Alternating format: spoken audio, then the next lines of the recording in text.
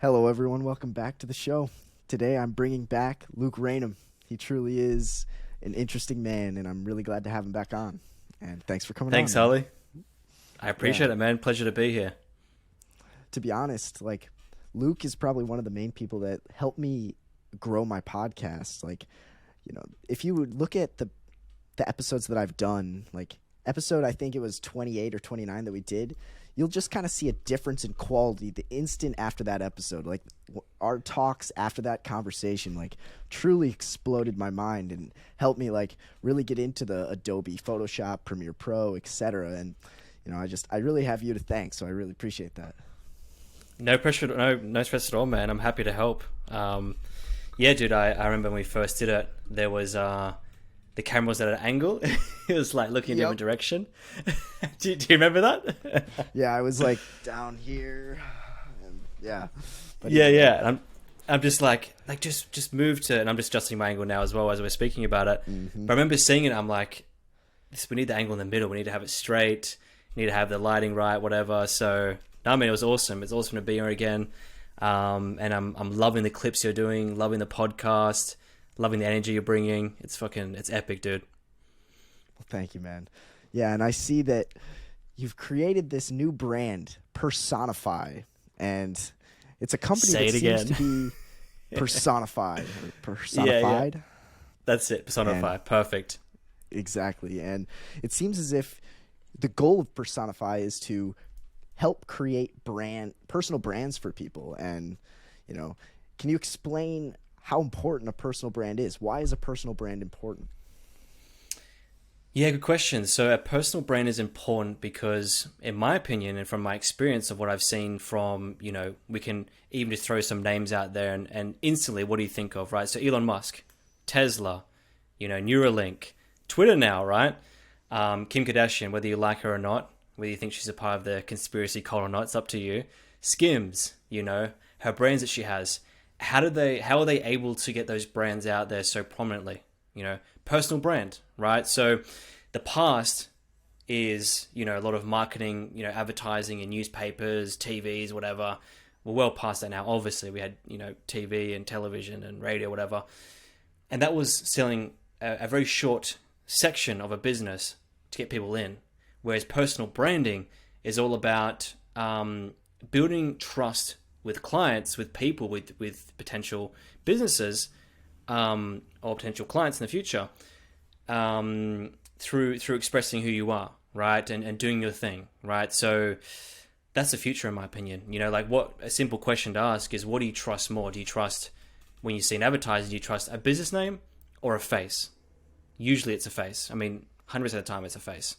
So that's why it's important, because it's an essential for business now. You shouldn't just have a business and, yeah, no worries, see you later. You need to have a face of the business. You need to personify the business. Yeah, so then people can, instead of just seeing a company seems impersonal. They now have that person to trust. And, like you said, when the person is talking and living, they're living in a genuine way that, is trustworthy, they then can put that on the internet and people will just see that and will follow it and trust it and probably buy things that they say to buy and all kinds of different things. So, yeah, that's amazing to see. Yeah, I think at the center is always a personal brand. People think the business at the center, but when you look at a sales funnel of how it works, right? So people see you first and then they visit the business. And then by proxy, you're an associate of the business. So if you can trust me, you can trust the business, right? This is the way to do marketing and sales, in my opinion. Now it's sales is, it's also cold calling, all those things. I don't think they're a bad thing. I personally still do them myself, but sales now is marketing at the same time, because when you're in front of someone, you're building trust with them. On one side relationship, you're building trust with them over time. They see your videos. And people are hit with so many different points of media all the time that they're not able to. It takes longer to build trust. So you want to pump out the content, and it's easy. There's an easy way to do it, and I have the formula. So what do you think that formula is? Well, it's simple. So you have your critical mass of content. So, for example, a podcast. right? And then out of a podcast, so let's say, for example, let's just put an entrepreneur here right now. Let's say you're an entrepreneur, you have, let's say you have, how should I put it? Let's go for, you have a tiling business, right? You're a tiling business, you're currently local, and you want to grow internationally, or say nationally. It's probably more chance nationally. And you've tried all Google ad spends, you've tried to, do SEO, you've done all these things, and they're working, great, they're working. But you're experiencing a threshold. You're hitting the roof on it. It's like, well, we can't keep spending more on AdSense because we're not getting the best results on it. It's saturated, right? So then what we do is we would look at the owner. So like, what does the owner do? Okay, he's a tradie. He's in the trade industry. So in Australia, we call it tradie, someone that does a trade like tiling, plumbing, various things like that. You're in a trade.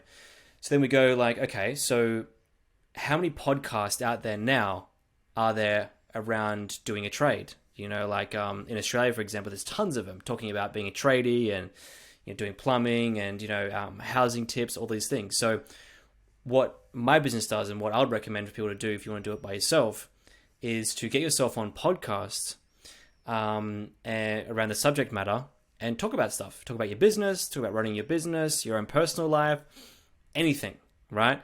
You then have a critical mass of content, an hour and a half, 2 hours, depending on, where the content is.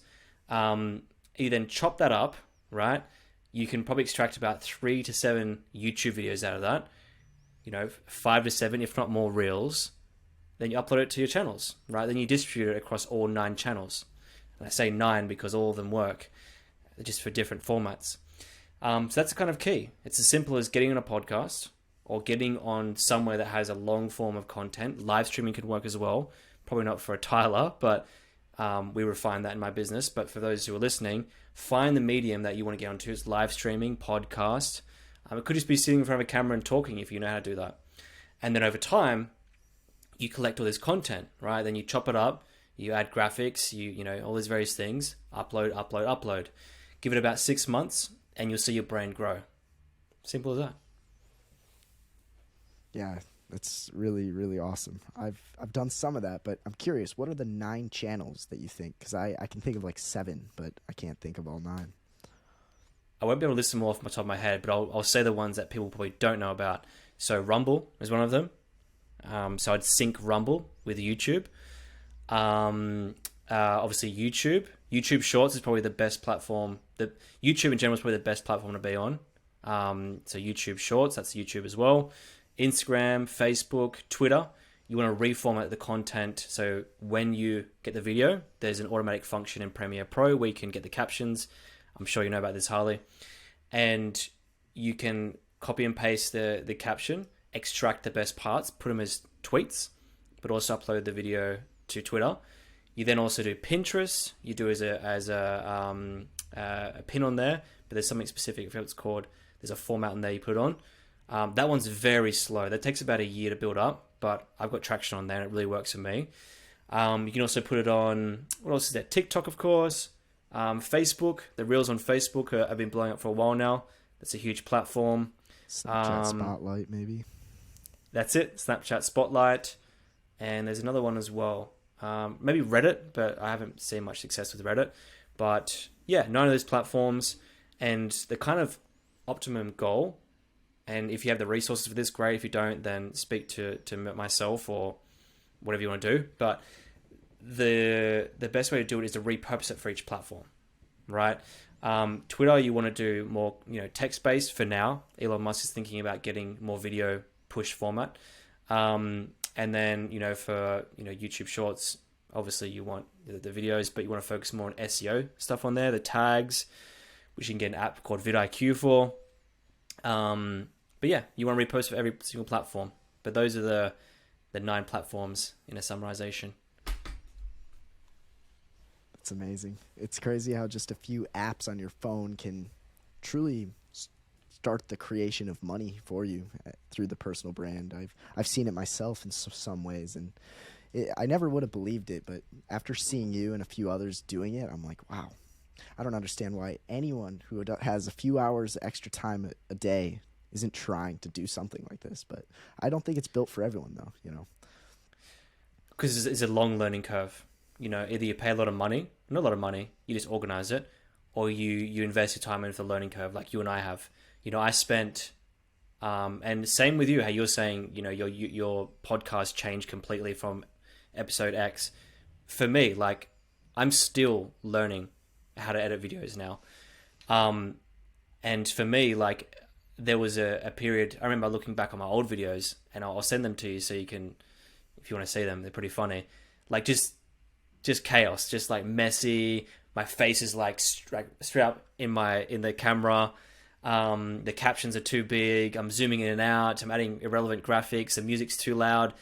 You know, so there's a learning curve. It's going to take a long time to learn video editing, especially if you're doing it by yourself. And on top of that as well, it's not enjoyable for some people. Some people don't like it, which is fine. But yeah, that's why. Sure. So what inspired you to start doing this? And then now what's inspiring you to do it for others? You know, growing up, always had a kind of a creative brain. I always knew how to place colors and place things around, and I kind of always had this desire to create something. I'm like, I can't wait to do a business or something so I can like geek out on all the details, geek out on the structure, the process, and how it's done, how it isn't done. And I've always had that inside of me, and I just never had an outlet, you know. So since I was a kid, I had this like this feeling inside me, is like I need to release this. And back in 2020, I left my job, my full-time job, for health reasons. And I said to myself after I left there, I had a bit of money saved. I'm like, I just want to, for the next 3 to 4 months, focus on doing nothing, absolutely nothing. One, to de-stress, but two, also to see where my mind takes me. Like, for the longest time, I struggled with the question of what was my purpose? Why am I here? And the pressure of that question took me away from finding the answer because I was looking in the wrong place. The answer to finding your passion is found in silence. It's found in contemplation. It's found in the absence of doing. And that's what I did. I absolved doing, I removed it from my life. So when I did that after, a month, my mum approached me. She's like, I need to do a website, do it. I'm like, yeah, I'll do it for you.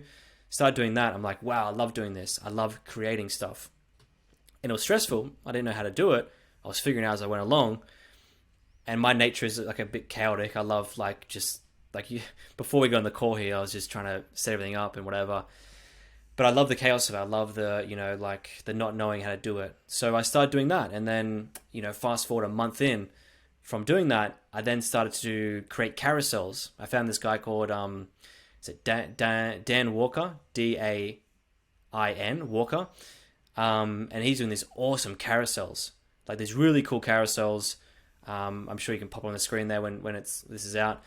They're just really creative, like marketing ones. He's in Australia, based in Melbourne. I'm like, wow, I love this. I love how he's doing these. I love the style. I want to do this. And not knowing. Carousel? Sorry, carousels are sliding images on Instagram. The 10-page images where you put text on them. So I'm like, oh, I love these. I could do this. And the foolishness of me thinking I could do it is what got me to where I am now. It's like the presumption that I could do it. It's like this weird belief of like, oh, I can do that. I can learn how to do that. So I started doing it, and it was like nothing the same. It was awful. I'll send you this as well. It's so... all the colors are off and everything. It was good for someone who first did it the first time, but I'm comparing it to him. I'm like, oh shit, I'm so far off. But then I just kept going, then I bought courses on how to do it. I learned how to do it. I got obsessed, right? I wasn't working. And then in February in 2020 or whatever it was, I think it was 2020. I'm like, you know what? Fuck it. I'm going to just dedicate my life to this. I love this creative process. I love doing this. I'm going to just move back to my mom's. I'm just going to fucking do it. I don't care what people think. I prefer to be homeless than doing this. That's what I said in the last podcast. So I prefer to be a fucking homeless than doing this. And sure, come to it technically. Would I want to be on the street homeless with a laptop, with Creative Cloud, Premiere Pro editing? Maybe. I prefer to do that than be rich and in a job that I fucking hate. So I decided that. I'm like, I'm going to do it. So I moved back to my mum's into this small room, and I'm just like, waking up, going to bed like 2 a.m, waking up first thing in the morning, like, fuck, meditation, all these things. I would very rarely do them. I tried to. I was just like, no, do the carousel, do the graphic design. I was just like, so I start doing them. And then I'd go through it, and I get meticulous with it, choosing colors, choosing designs, and I would upload every single day. And then, initially it was actually once a week, because it took me a whole fucking week to do it. Then it was every second day. Then it was every day. And then I'm doing them, getting better and better and better and better. And then I'm getting better, but then I'm not getting as much reach. So why aren't I getting reach for? I'm not writing it properly. I'm not engaging with the audience. I'm not using words effectively. I'm not structuring my sentence effectively. So there's this mirror of like change. And then eventually, like, I started doing videos, and I'm like, I'm gonna do carousels only, because that's my art form. I love for it. So I kind of mastered those. My reach was going down on the carousels because Reels was going up. I could have improved the carousel reach, but then I just started doing Reels. And then I got really good traction for that. Like, my first video was like 2.5K, and then like the next one was 2K, then it was like 4K, and I'm like, whoa, okay, there's something here. So I kept doing them. They were all reaching like 3 or 4K over and over again. And they just dropped. All of a sudden. I was spending like a week, like a solid week, on getting these images, cutting the images out. Like, for you, Harley, you know how to edit, but in Premiere Pro, so in Photoshop, I'd be cutting the images out and then putting the images in Premiere Pro, and then doing the fade in effect and the push effect. You know what I'm talking about? The pull effect, all this. I'm doing that, and I'm like, fuck, this is so much time. I'm like, I don't want to do this anymore. This is too much effort. But then it's time, I'm like, no, keep going. So I kept going. But then I just started doing head stills, just like what do they call it? This what we're doing right now, basically. Started doing them, but it's doing like, I'm going to focus on the words only. So I started chunking down. I focused on the words only. So I started scripting my videos, like down to the word, like analyzing down to the word, like this word instead of that word, like Jordan Peter-esque style, self-authoring style, like just becoming an absolute geek with every single word that I use. Started doing that, and certain words were more effective. Certain entry points to the video were more effective. Like, did you know that nature makes you more intelligent? Did you know that what is it called?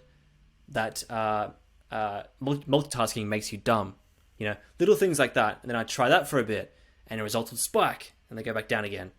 So I'm getting this constant feedback, right? People blame the algorithm, but it's all BS. The algorithm is just default. It's a plain thing. It's a mirror, actually. It's a complete mirror. If your content is shit, then it's not going to go far, right? And it's like, don't take it personally, but also realize that you can change it, right? So I started doing these things. Then I tried a new approach of like, here are 3 ways to do X, right? And then that started getting a lot of traction. And then like, I started getting like 100,000 views, and like, it's like, Harley, like when you get a big amount of views, you're like, what the where all these trolls come from? Where all these awful people come from? And it makes you just, so that started happening. It was like, every video was like 30,000, 40,000, 100,000, 110,000. It's just like, what is going on? I'd go on my phone, and I'd scroll down my phone every 2 seconds, like follows. I'm like, this is nuts. This is on Facebook, by the way, not my Instagram, on Facebook. Instagram, I'd always been struggling with a bit, but I managed to improve that later on. But yeah, Facebook was just like nuts. I'm like, what is going on here? And it was like, I didn't know how to manage those negative comments, so I just took them on board. I started writing back to them and trolling them back. But yeah, that was really hard, So here I am, like, editing nonstop, like just in the morning. At that point, I was meditating in the morning and trying to do exercise, but meditating I was definitely doing. But I was just sitting there, like, down south in Sydney, which is, Southern Shire, they call it, away from all the action, in my mum's room, like in my mum's basement, so to speak. It's not a basement, but it just sounds funny. Just editing nonstop, every single day. Like, my only purpose in life was to get a reel out every single day, and over again, every single day. Like, from the start of the day, creating a script. So I'd look up scientific papers, read the scientific paper, capture the points. I then create the script, record the video, And over time, just learning how to color grade properly, how to fix the lighting, way better lighting than what this is at the moment. I'm sorry about this, but yeah, so I started doing that every single day. And I think it's like 180, did that for like 180 days straight, maybe. Just every single day, the same thing. I missed a few days here and there, but like I was sacrificing everything for it. And it was the longest way to do it. The longest way to do it, like, is to start from scratch. So then after a while, you know, of getting this massive traction, people started reaching out to me. Had a client reach out to me. He's like, how do you do your videos? And I started teaching them for free. I'm like, here's how you do it, boom, boom, boom, boom. And then, you know, more people reached out to me. I'm like, okay, there's something here. So I started to charge for it. And I started doing like packages for it. And then I kind of slowed down with it. Like I kind of lost the passion for it, the love for it. And like I was doing some sponsored posts. I was doing some UGC content, which is user generated content. But that wasn't enough to sustain me. I moved out of my mum's place in with friends. And yeah, there wasn't enough money for that point. So I got a part-time job. And I'm like, you know what? I'm going to stop doing content. I've like burnt myself out with this. Like something about me, my biggest weakness is I'll put like my passion before my mental health. So all the posts I was doing about mental health was really for me, but other people heard it. So yeah, long story short, I started working part-time and I just de-stressed. And then like the clarity came. It's like, what if I, you know, taught people, what if I did it for people and I hired a team to do it? And I started working through that. And then I had friends reach out to me. It's like, hey, I need my content done. I'm like, cool. It's this much per week. Here's what we do. I just winged it. It's like, here's what we do. Here's how we do it. Then I built from there. And then that's where I am right now. It's amazing. I truly agree with that whole idea of like, you have to almost be willing to be a fool before you're going to master anything. You have to be willing to just try it out. If you go in there thinking that you're going to be amazing from the beginning, it's like, it's a lie. But if you're able to like humble yourself enough to realize that, I'm not going to be that amazing in the beginning, but I still got to try. And, you know, your argument might be, instead of doing it yourself, go through someone like you or me even to help you. Mm-hmm. And, you know, that's how it's like you either pay with your time or your money, and what's more valuable to you. Yes. Everyone has a different analysis of that. And, you know, it's so interesting. But yeah, if anyone listening wants to go down this route, you do have the two routes. You have the route of learning yourself and asking for free advice, or, you know, going through courses or hiring someone to do it. So it is very possible, and don't stop yourself by thinking, oh, I don't have the capabilities. It's like, no one really does, but they try it. And so, yeah. You always pay something, right? You're going to pay either money or you're going to pay your time. And money is just a reflection, in some cases, of time. So either way, you're going to pay with your time in some way or another. You know, unless you're born into wealth, you know, which might be the case as well. But, you know, but I recommend learning it. Like, it's fun. It really is fun. It's not for everyone, but it's fun. And speaking of what you said before, beginner's mind, right? Like, I'm reading Leonardo da Vinci's biography at the moment with Walter Isaacson. And he just had a curiosity about everything around him, like just how the leaves moved in the wind, the reflection of the sun, how the light danced with the reflection of the waves, you know, he just got obsessed, like completely obsessed with every detail. And you have to be willing to be like a complete geek. You know, for me, like, and I still edit videos now, even though I don't need to, I've got a team that does it. I'm reviewing every single video, and like, even 1 millisecond off, like, the scene changes here, or there's a word here that's wrong, or like it's too plain here, or there's not zooming off here, the zoom's at 5 scale, it's 105 instead of 107. You got to be a geek with it, right? And it's like, if not, you know, content creation, where do you want to be a geek? You know, where do you want to become a genius? It might be running, it might be like surfing, you know, and if you're in that field, or mixed martial arts, for example, if you're in that field, you can explain things to people that most people won't understand, but you feel it in your body and you understand. And it's like, oh, I moved one direction slightly, and then he reacted this way, or I moved my hip like Israel Adesanya a bit, and then he changed his format for this. So like, there has to be like the purpose of life, in my opinion, is mastery, like Robert Greene mastery. Like, you have to find something that you're going to be a geek over. Otherwise, life is not worth living, in my opinion.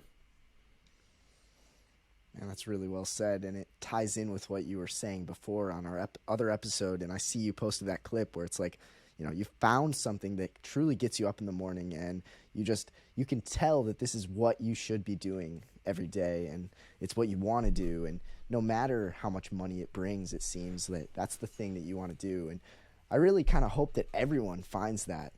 Not everyone's going to find the same thing that we're doing as their passion, but there's going to be something out there. And if you're willing to just try new things and just give it a chance, you never know. And, you know, it's like this example for myself that I can bring. It's like, I wanted to start a podcast so bad. I wanted to start a podcast. I had no idea what I was doing. And who knew that in 1 year I would have already found a new niche, which is this clip creation, and something that I enjoy more than podcasting even. And I'm like, without this first jump, I would have never been able to find this second little niche. And, you know, I'm just excited for what the next chapters are going to bring, because I continue to learn and I continue to form connections and just grow. So truly excited. But yeah, anyone listening, just take that leap today, because you're going to regret if you don't.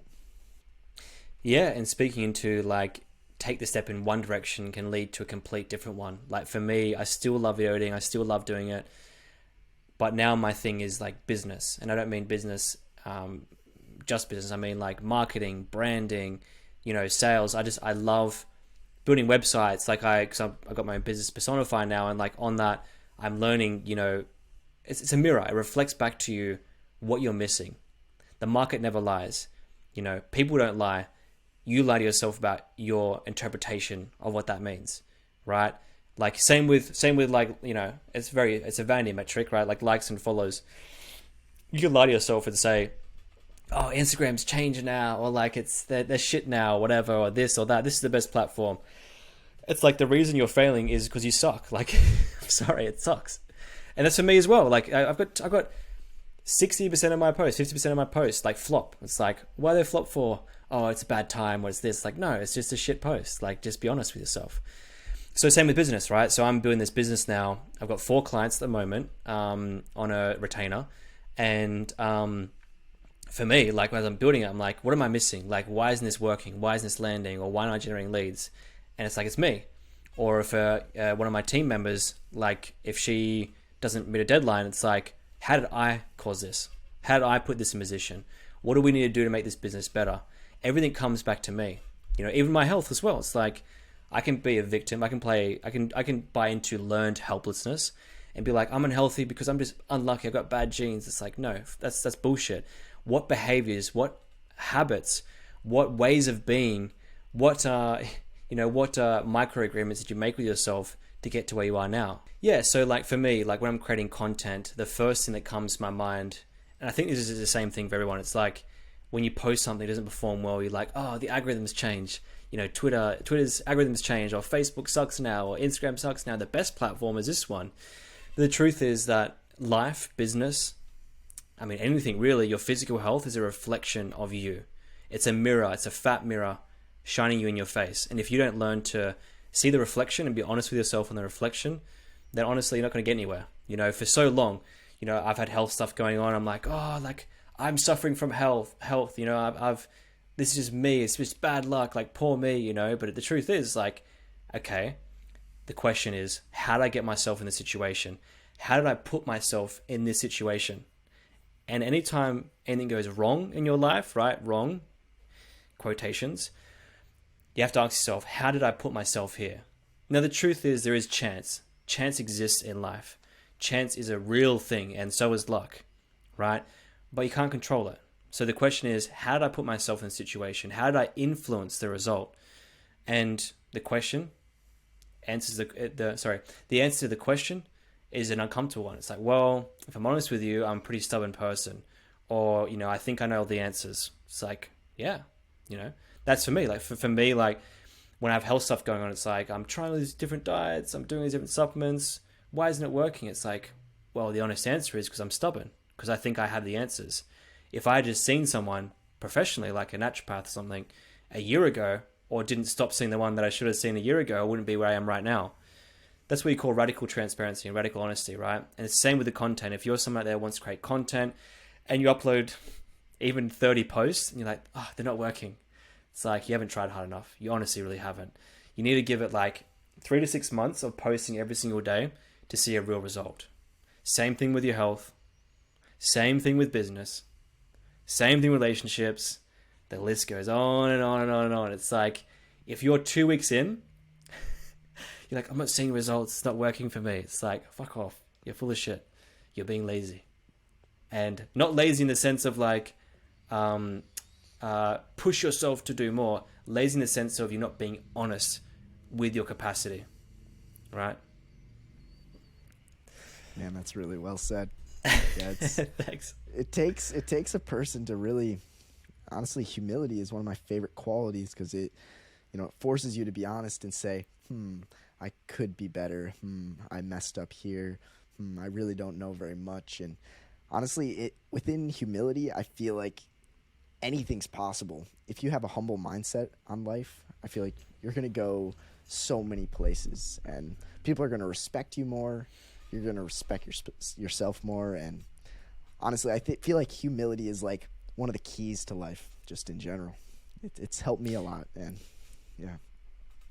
Well, here's a wild idea. Here's just a hypothetical situation. The life you have right now, just a theory. The life that you have right now, you created. Just a theory. Maybe. No, honestly, this is the life you created, right? Like, if you're 20 and above, by the time you're even younger than that, even 18, even 16, by that point, you're, 18 probably, you're an adult. You're someone who has control over the direction of their life. So where you are right now is everything to do with you. Everything, right? How you feel, your finances, of course, chance plays a part, but how you respond to the chance is everything as well. It's like opportunity. Chance exists on both parallels, right? Chance exists on the side of bad luck, but it also exists on the side of good luck. So, and it's proportional. It's not like you have more bad luck or more good luck. It's proportional. And of course, if you did a stat and you put everyone across the whole plane of time, of course it's going to be one side or the other. But just generally speaking, a principle to take away is that you are where you are in your life right now because you've put yourself there and you have no one to blame but yourself. And that's not like I feel like Jordan Peterson here. That's not a wagging your finger saying, you ought to get your shit together. It's just like, cool, I have control of my future. And cool, I fucked up in the past. I made a mistake. I'm going to try and change that now. And then moving forward, being so honest with yourself, because, what are the ways there to live? Because you see everyone running around with this victim mentality, myself included. I'm a fucking victim. I always say it all the time. It's like, oh, and I'm not talking about, little thoughts here and there, like, oh, they're to blame. I'm talking about, like doing the same thing over and over again to confirm that you are a victim on an unconscious level. Because people do that, right? Like, myself included, it's like, I've tried everything. How many times have you heard that, right, Harley? Like, I've tried everything. I've done everything. It's the world, it's not me. I've done everything. It's like, no, you haven't. List the things you've done out. It's usually about 4 or 5 things. It's like 4 or 5 things that we tried for 2 or 3 weeks. And I get it. It's fucking tough, right? But if you really want to change your health, your life, your content, your business, your relationships, your partnerships, your friendships, it's consistency, and it's consistently reevaluating the relationship you have with yourself, your transparent self, not your version you've created for yourself that has excuses. But Luke, I don't have enough time to try to work upon myself and build a brand. Do you know how busy I am? I try so hard in what I do, and I don't have time. That's why are you that's so another busy then? Classic one. Why are you so Probably 'cause busy? I'm scrolling on the Instagram so long, Great content for Instagram for people to scroll on. Don't be the consumer, Of course, be a consumer, but don't in that way. No, yeah, it's like as one person succeeds in life, another person's gonna kind of slip down. It's like polarity or balance. It's like, as you're creating a brand, there's more and more people that are going to be spending their time scrolling. And yeah, it's interesting, but who do you want to be, the sheep or the wolf in some sense? That's kind of how I see it. It's like you could be the person just consuming, but is that really the life you want to live? Yeah, I think consumption is perfectly fine. It's just Sure. If here's the thing, if you want to, if you want to eat pizza and fucking watch Netflix and shit, which sounds awesome, I might do that tonight actually. But don't then be like, say like your circumstances are shit because of that reason. It's like, it, either be lazy and like own it, just like I'm the laziest fuck in the world, like just own it. Like I'm so fucking lazy. I jack off to myself watching TV and like eating pizza. I rub the pizza on my body. I like rub it in my hair and shit. It's like, own it. Just like, I'm lazy. I'm a lazy piece of shit. It's like, it's fine. Uh-huh. But own it. But don't then say your life is shit because you rub pizza over your body. It's fine. Just own it. It's cool. No, yeah, exactly. Have you ever thought about the morality of creating content online? Or like, what is this doing to the world? Like, what am I putting out for people to see? Like, what is this going to do to the people watching? What is this going to do to my own self? Do you ever analyze like that?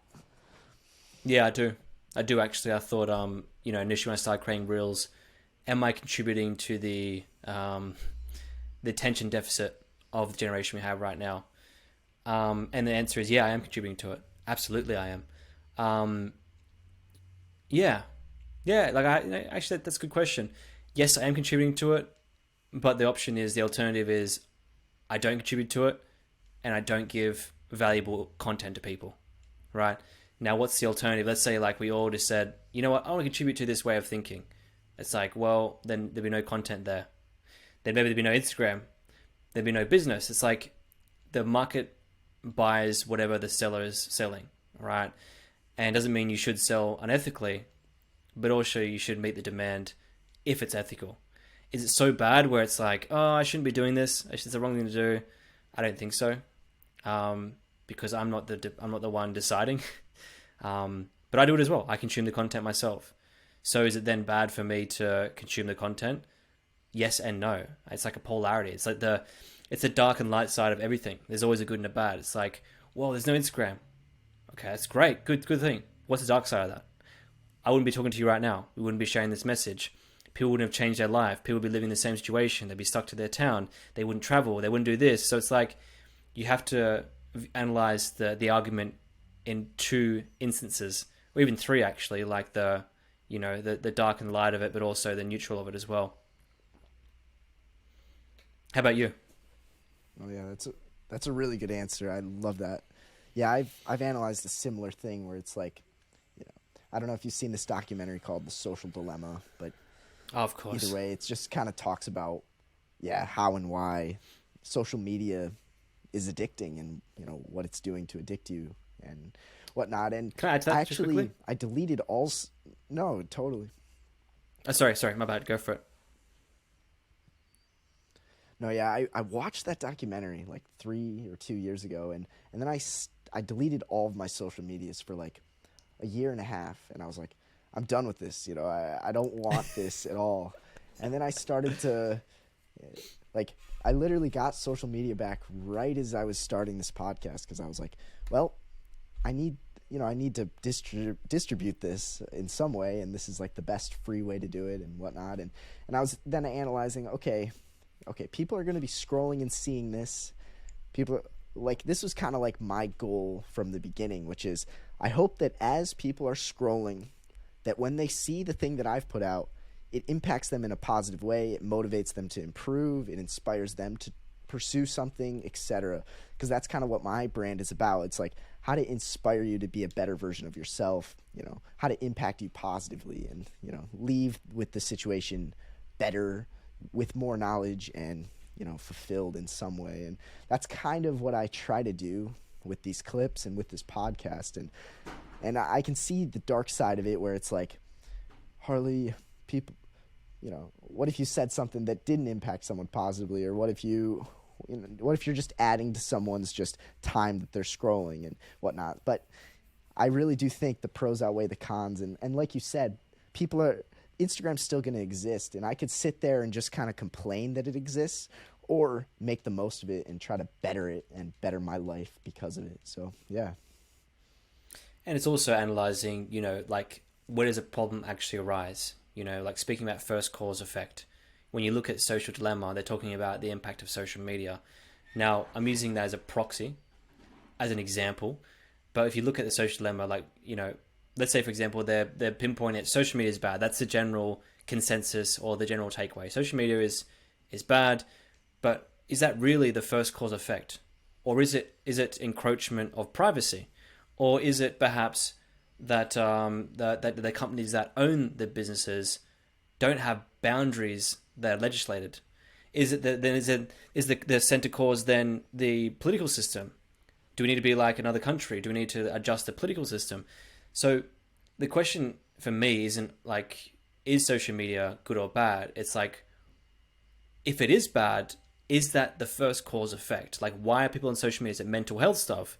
Like, so for me, you can plant the seeds of change inside of the detrimental tool, so to speak. Like social media is bad. If it's bad, if you believe it's bad, go for it. That's fine. But then plant inside that the seeds of change to remove the negative, or to balance out the negative, or to create boundaries of the negative. And I don't believe social media, I was just thinking about that, and I don't think it's bad singularly. I think it's bad in the context of certain conditions, like, for example, the American political system, or perhaps, environmental factors like being disattached from nature, various things like that, which we can expand on, but that's kind of my general theme, I think. Yeah, that's interesting. And yeah, it just kind of shows, like, there's the yin and yang of life. There's always pros and cons. There's always trade-offs to anything. And yeah, I just was curious your opinion, because I don't actually talk with that many people that do what we do. And, it's cool to just see other examples. And I guess, what do you do to try to limit your social media exposure, or even just improve your mental health as you're exposing yourself around all these social media platforms? Like, what tricks do you use to better your mental health and, try to sway from the addiction of social media or anything like that? Nothing at the moment, to be honest with you. I'm terrible with it. I'm always on it because I've got clients on it, and I'm looking at their content. I'm watching their videos. I'm seeing the reactions, and I'm obsessed with the dopamine hit that I get from that. So nothing really. But one thing that I do to perhaps make that less occurrent, happen less, is I just delete the apps off my phone. I just delete all of them, all 9 of them. So, but in honesty, like, I've, for so long I was trying to avoid it, but it's part of my work now, But yeah, if I go away or something, then I definitely won't take it with me. Like, I definitely won't have it on my phone. Like, what do I have on my phone right now? I have Instagram on my phone right now because I messaged you to let you know I was running a bit late. Other than that, I have nothing else on there. So that's what I do. Actually, that's fair. I delete every single day. I delete it before I go to bed, usually. Yeah, and I read before bed, typically. That seems... Wow, good strategy. Doesn't it take a while to re-download them all, re-sign in, or not too big a deal? Worth it for the break? It's a pain in the ass, but for me, like, because I'm always on, I'm always like boom, boom, boom, boom, boom. If I don't have it there, like, I'll be checking it like now, checking it here, checking it there, and just like in the middle of something, checking it, listening to a podcast, trying to do these things at once. Like, I've been clinically diagnosed with ADHD when I was 4 years old, right? But then again, every kid has, so what does it really matter? So, any tips? I don't know. Just turn your phone off before bed.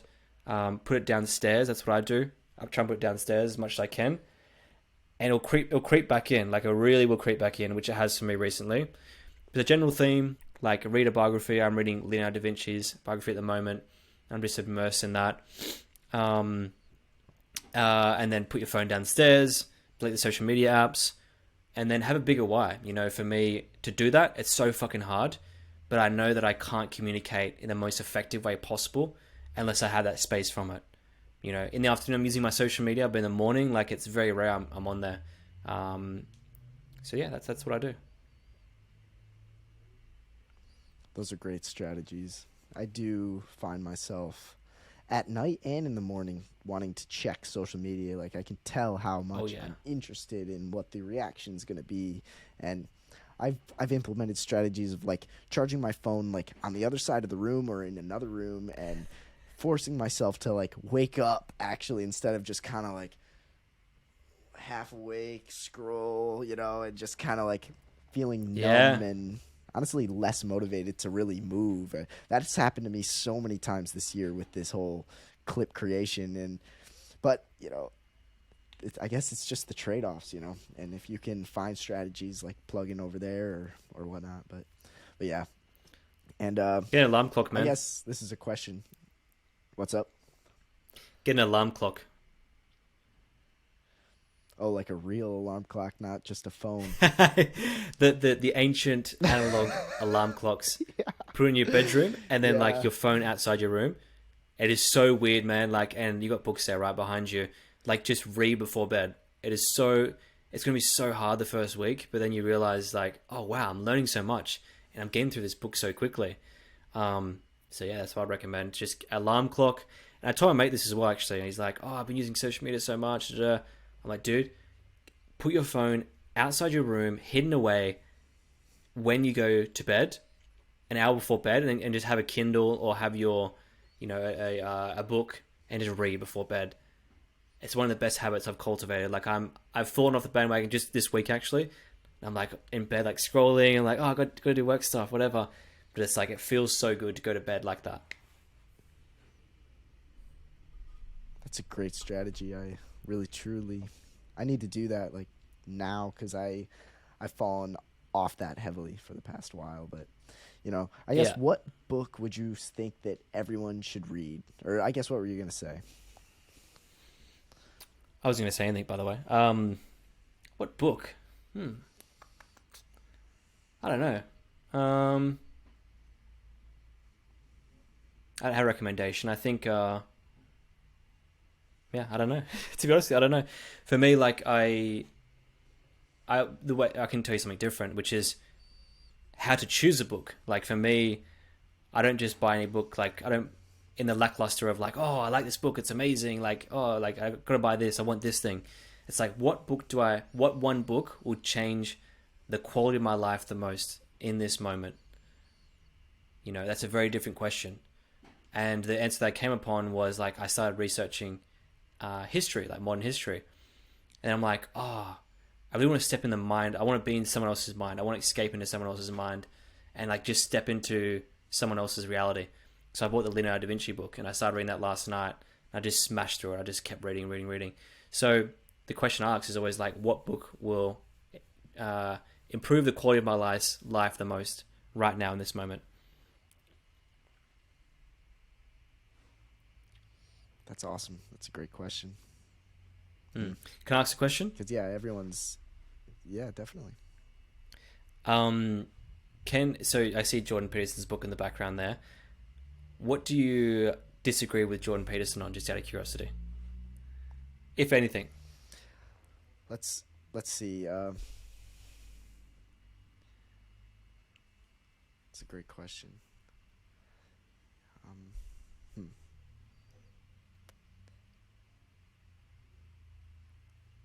Do you have Jordan Peterson fever?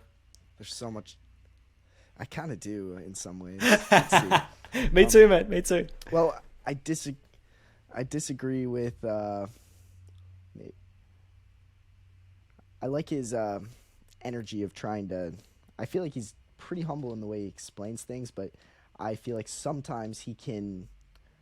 Maybe it's not a disagreement, but it's almost like a thing I've noticed is when he's talking with people. I feel like because he's achieved such fame, he then feels as if maybe he has the ability to like overtalk people, or like someone will be talking and then he'll just like, I have a thought, and he'll just like go off, like kind of ignoring them or cutting them off, or I feel like that power of like, oh, what I'm saying it truly is captivating people. I feel like that power can get to his head in some ways, and so I've noticed in some episodes where it's like the person was trying to lead down one way, and then he'll just kind of shift it to what he was thinking and just kind of cut them off, and and I don't know if that's really a disagreement. That's just something I've noticed. I noticed that he's on Twitter, and I don't know. I disagree with the mode of disagreements that he could do on there, and And I'm not even certain if I agree with his decision to go to the Daily Wire or not. Like, that's an interesting one, but disagree like with his principles. It's hard for me to find disagreements, and that's where maybe I should look harder and be more skeptical. But he was kind of the person who opened my eyes to just the complexity of everything and just the importance of, pursuing, just creating a life that's creating your life in the best way that you can. And I'm not sure. What about you?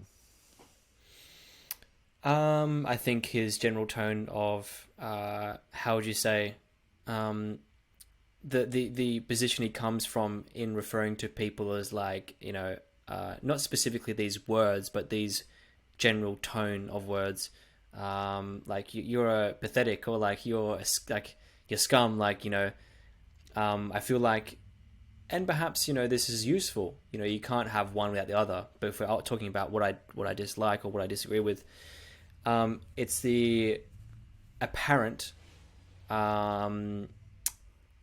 inability to show compassion. I'm not saying to exhibit compassion, but to show it in any real way, and to calibrate to the environment of which is more beneficial to be a certain way. Now you could say, we're going to be yourself, whatever. I'm not talking about being yourself. I'm talking about having social calibration. They're two different things. So having social calibration in the sense of being able to identify when a certain mode of thinking is relevant or not. I feel like I think he's found his significance through his depth of thought. So he employs that as a kind of a reaction, an impulse, I should say, to the way he thinks and communicates with people, not taking into consideration the context of the conversation. To a small degree. I'm not talking about like every single time. I'm talking about on a micro level. Sure. Yeah, that's a great point. Like, even it's dangerous to like look at people as idols or as always right, or bearers of all knowledge. And that's a great point. I should try to even look more skeptically at him, and it's a great idea. Isn't that positive though, right? Like, in the day, it's not you're gaining, not getting taken away from that. So yeah, he's great. He's awesome. Like, he's really changed the world, I think, for the better. Yeah. Okay, final question for you. If Cool. money was not a concern, how would you spend your days? The same way I am now. Realistically, the same way I am right now, except maybe be bouncing around a bit more, buying more equipment, buying more tools to do the thing I'm doing right now. It would just be an extension of what I'm doing right now. That's a great answer. That shows that you may have found the path that you should be on. I'm on it, man. 100%. It's beautiful to hear. I hope that anyone listening can find that same passion and would give that kind of answer. Because, I don't think life is about having a lot of money and squandering it / chilling out and having pleasure. I truly think life has a deeper meaning, and the deeper meaning is found within something that you are so passionate about that you would almost die doing. Like, like the idea of retiring, it's like, maybe you'd retire from this, but maybe not, with the passion that you have. And there's something beautiful about that, where it's like, nothing can stop me. I am going to keep doing what I'm doing no matter what. So that's amazing to see. That's it, man. And it's just, for me, money is just oxygen. It's just a way for me to keep doing what I'm doing. And I don't really care about making money individually. And like some experiences I've had lately about just contribution and giving. And, like your gesture of kindness can mean so much to someone else. So for me, like that feeling that I hadn't experienced that very much in my life, but that feeling of doing that for someone, in that moment, my mind changed from, I want to make money to have freedom, to have the life that I want. It went from, I want to make money to have freedom and give to people in a real way, like build schools overseas and do all that kind of stuff. Like, I really love to do that as a way to spend money, not to like just have money for a vanity metric. And yeah, you really find when you actually give, and preferably face to face or in person, and you see something so small like change someone's world, it is the most beautiful thing. And yeah, and in business you get to do that, like hiring people, giving them things that they wouldn't ordinarily get. Like it's a beautiful experience. So. And I love to hear that. It's like the greatest gift is to give in some sense, that feeling you get, and I can't argue it. In the same way, like giving, it's not just like how you think you should give based on what people have told you, like gifts or whatever it might be. It's like, how do you want to give? How do you want to express yourself in a giving way? Like it could be simple as like hugging, staying on the street, hugging strangers. It could be as simple as offering a kind word, but it also can be as powerful as wanting to start a business to create change, to change the paradigm, to change how people approach a certain thing, to change how, to look at how you've been treated as an employee in the past and say, I'm going to start a business doing something I love so I can treat people amazingly, and that's what giving is. It's not just, I need to give $10 to church each week, or I need to put in a tip jar, or donate $100 to some random charity across the world. It's like, try and see what you're giving, try and see it in real life, try and be there for it, whether it's building schools overseas in Africa, whatever, which I haven't done, by the way, to preface, disclaimer, but I want to do that. I really want to do that, and I want to be there when it happens as well. So I'd recommend that for people who want to give. It's great advice. It's like, when you're done with your life, do you want to look back and be proud of what you've done? I hope so. Absolutely. Like getting messages on social media like, whoa, you've changed my life. This content changed my life. This helped me. This helped me. Like, I decided to follow my passion because you did, or your advice did this for me. Like, that's rewarding. That's what life's for, and yeah. And if you decide to pursue in the content journey, like that's what you can receive, and that's what you can give as well. So that's a good reason to do it. That's a great place to end. I really appreciate you coming on, Luke. It's always a pleasure, and I learn so much every time. The pleasure is all mine. Thanks, Harley.